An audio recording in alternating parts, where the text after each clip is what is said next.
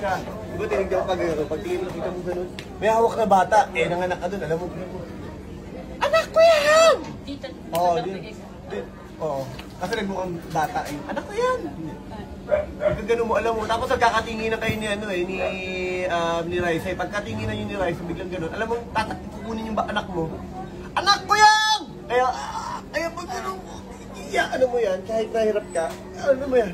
Si Raisa naman, pagka gano'n niya, mamaya makikita mo, pag nag-answer shot dito, gusto man niyang itakbo, makikita ni Raisa, ano eh, may mga nakasma kayo ng i-shows nila eh, wala nang choice eh, kaya pag sunod ni Raisa, pag unit ni Raisa, hindi niya alam kung saan siya pupunta.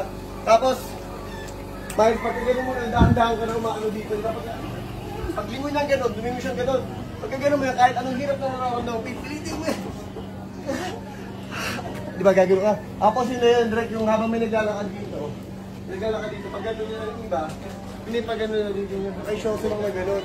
Tapos hanggang lumapit si Miles, paglapit si Miles gano'n, walang choice si Raisa, gusto niya takbo din yan, no? Tapos kinuha ni Miles yung bata, pag nakuha ni Miles na gano'n ng bata, pag gano'n si Raisa, pag nakuha niya gano'n, nakita niya marami ng tao, biglang umexit na. Pag exit ng mga tao, hawak ni Miles yung bata, nakatingin kay Miles, gano'n mo yung bata,